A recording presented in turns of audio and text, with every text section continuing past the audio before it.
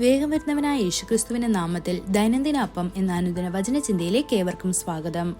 ഇന്ന് അപരിചിതനെ സ്നേഹിക്കുക എന്ന വിഷയത്തെ ആസ്പദമാക്കി ചില കാര്യങ്ങളെ നമുക്ക് ചിന്തിക്കാം.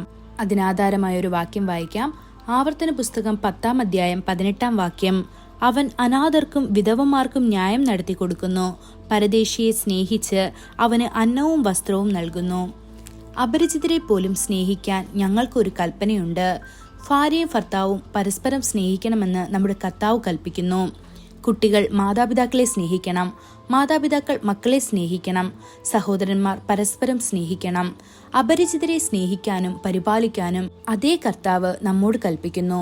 വിശുദ്ധ ഗ്രന്ഥം ആവർത്തന പുസ്തകം 10-ാം അധ്യായം 19-ാം വാക്യത്തിൽ ഇപ്രകാരം പറയുന്നു: ആകയാൽ നിങ്ങൾ പരദേശിയെ സ്നേഹിപ്പീൻ, നിങ്ങളും മിസ്രൈം ദേശത്ത് പരദേശികളായിരുന്നുവല്ലോ എന്ന്. എബ്രായർ 13-ാം അധ്യായം 2-ാം വാക്യത്തിൽ അപ്പോസ്തലനായ പൗലോസ് ഇപ്രകാരം പറയുന്നു: അതിഥി സൽക്കാരം മറക്കരുത്, അതിനാൽ ചിലർ അറിയാതെ ദൈവദൂതന്മാരെ സൽക്കരിച്ചിട്ടുണ്ടല്ലോ എന്ന്. അബ്രഹാം ദൈവദൂതന്മാർക്ക് ആതിഥ്യമരുളിയത് അങ്ങനെയാണ്. 3 പുരുഷന്മാർ നിൽക്കുന്നത് കണ്ടപ്പോൾ അവൻ കൂടാരവാതിക്കൽ നിന്ന് ഓടി അവരെ എതിരേറ്റു. നിലത്ത് നമസ്കരിച്ചുകൊണ്ട് പറഞ്ഞു: എന്റെ കർത്താവേ, എനിക്കിപ്പോൾ അങ്ങയുടെ സന്നിധിയിൽ കൃപ ലഭിച്ചിട്ടുണ്ടെങ്കിൽ അടിയനെ കടന്നു പോകരുതേ. അല്പം വെള്ളം കൊണ്ടുവരട്ടെ, നിങ്ങളുടെ കാലുകൾ കഴുകുക, മരത്തിന്റെ ചുവട്ടിൽ വിശ്രമിക്കുക. നിങ്ങളുടെ ഹൃദയങ്ങളെ തണുപ്പിക്കേണ്ടതിന് ഞാൻ ഒരു കഷ്ണം അപ്പം കൊണ്ടുവരും. അതിന്റെ ശേഷം നീ അടിയന്റെ അടുക്കൽ വന്നതുപോലെ കടന്നു പോകാമെന്ന്. ഇത് ഉൽപ്പത്തി 18-ാം അധ്യായം 3 മുതൽ 5 വരെയുള്ള വാക്യങ്ങളിൽ നമുക്ക് കാണാൻ കഴിയും. ആ അപരിചിതരെ അവൻ എന്തുമാത്രം സ്നേഹിച്ചിരുന്നു എന്ന് നോക്കുക. അവർ യഥാർത്ഥത്തിൽ അപരിചിതരല്ല, ദൈവത്തിന്റെ ദൂതന്മാരായിരുന്നു. അപരിചിതരെ പരിപാലിച്ചതിനാൽ അബ്രഹാമിനെ അന്ന് കർത്താവ് അനുഗ്രഹിച്ചു. അതിനാൽ ആരെയും അവഗണിക്കരുത്, എന്നാൽ അവരെ സ്നേഹിക്കുകയും പരിപാലിക്കുകയും ചെയ്യുക. അപ്പോൾ കർത്താവ് ഒരു ദിവസം നോക്കി നിങ്ങളോട് പറയും: എനിക്ക് വിശന്നു, നിങ്ങൾ എനിക്ക് ഭക്ഷണം തന്നു. എനിക്ക് ദാഹിച്ചു, നിങ്ങൾ എനിക്ക് കുടിപ്പാൻ തന്നു.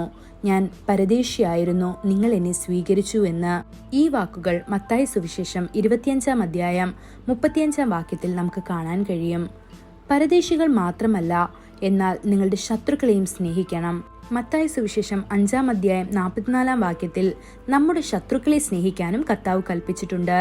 നമ്മെ സ്നേഹിക്കുന്നവരോട് സ്നേഹം പ്രകടിപ്പിക്കുന്നത് എളുപ്പവും സ്വാഭാവികവുമാണ്. എന്നാൽ നമ്മളെ വെറുക്കുന്ന ഒരാളെ സ്നേഹിക്കുക എന്നത് വളരെ ബുദ്ധിമുട്ടുള്ള കാര്യമാണ്.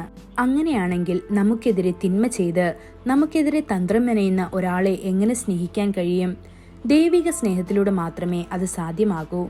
ക്രിസ്തുവേശുവിന്റെ ശത്രുക്കളായ വലിയ കൂട്ടത്തെ നോക്കൂ. ജനം അവനെ തള്ളിക്കളഞ്ഞു, ബർബാസിനെ മോചിപ്പിക്കാൻ തിരഞ്ഞെടുത്തു. യേശുവിനെ ക്രൂശിൽ തറയ്ക്കണമെന്ന് അവർ ആവശ്യപ്പെട്ടു. എന്നാൽ കർത്താവ് പിതാവായ ദൈവത്തെ നോക്കി: പിതാവേ, ഇവർ ചെയ്യുന്നത് എന്തെന്നിവർ അറിയായ്ക കൊണ്ട് അവരോട് ക്ഷമിക്കണമേ എന്ന് പറയുന്നു. അവർക്ക് വേണ്ടി മധ്യസ്ഥം വഹിച്ചു. അതാണ് ദൈവിക സ്നേഹം, ശത്രുക്കളോടുള്ള സ്നേഹവും. ദൈവമക്കളെ, അത്തരം ദൈവിക സ്വഭാവം നിങ്ങളുടെ ഹൃദയത്തിലും നിറഞ്ഞു കവിയട്ടെ.